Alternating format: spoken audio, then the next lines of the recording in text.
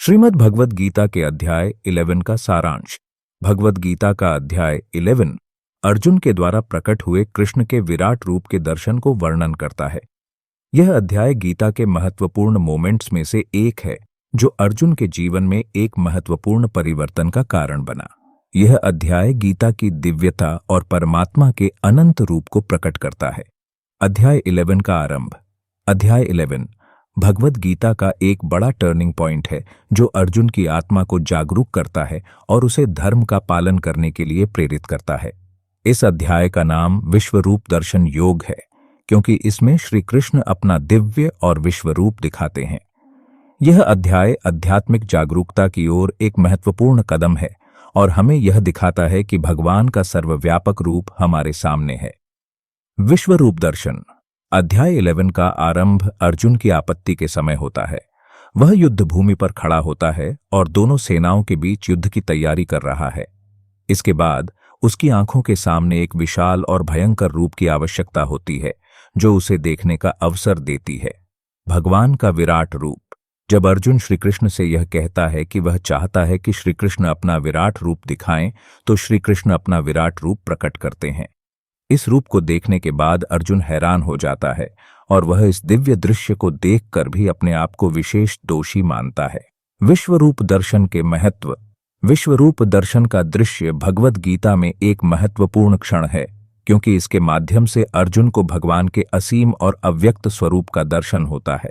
इससे उसका आत्मविश्वास बढ़ता है और वह युद्ध की दिशा में आगे बढ़ता है। भगवद गीता का सारांश। अध्याय 11 के संवाद में अर्जुन श्री कृष्ण से कहता है, जे यह दर्शन हुआ है वे सब अच्छे हैं, परंतु मुझे यह दर्शन करके डर लग रहा है।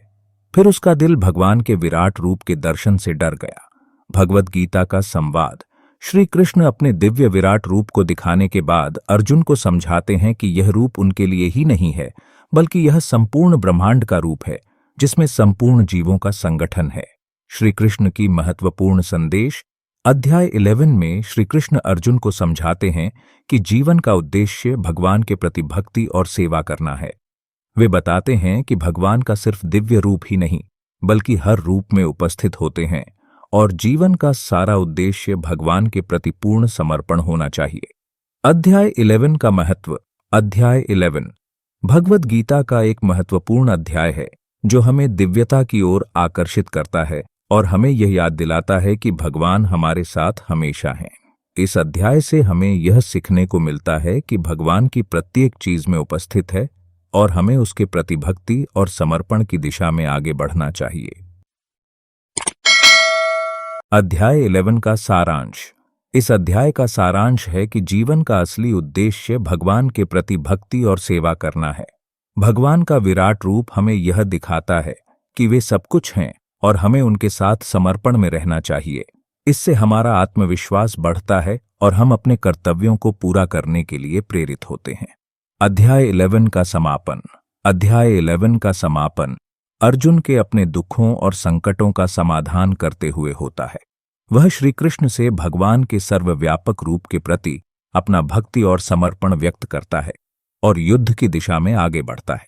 अध्याय 11 के सिद्धांत। अध्याय 11 में बख्यात की गई सिद्धांतों में शामिल हैं। भगवान का दिव्य रूप सब कुछ के अधिपति होता है और वे हमारे साथ हमेशा हैं। जीवन का असली उद्देश्य भगवान के प्रति भक्ति और सेवा करना है।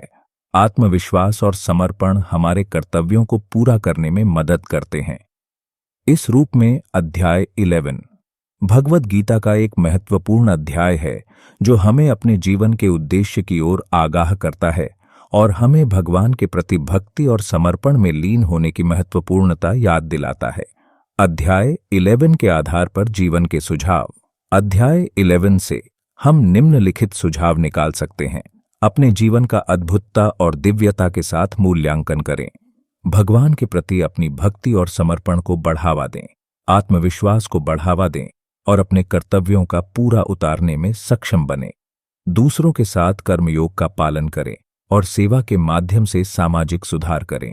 जीवन के हर पहलू में भगवान के दिव्य उपस्थिति को महसूस करें और आदर्श तरीके से जीवन जिएं। इस प्रकार भगवद गीता के अध्याय 11 के सिद्धांत हमें एक दिव्य और उद्देश्यपूर्ण जीवन की दिशा में मार्गदर्शन करते हैं और हमें भगवान के प्रति अपनी भक्ति और समर्पण को बढ़ावा देते हैं। यह हमें अपने कर्तव्यों का सही तरीके से पूरा करने के लिए प्रेरित करता है और हमें सफलता और सुख की दिशा में मदद करता है। और भी ऐसे वीडियो देखने के लिए हमारे चैनल को सब्सक्राइब करें और अपना विचार कमेंट जरूर करें। और ये वीडियो अच्छा लगे तो लाइक करें।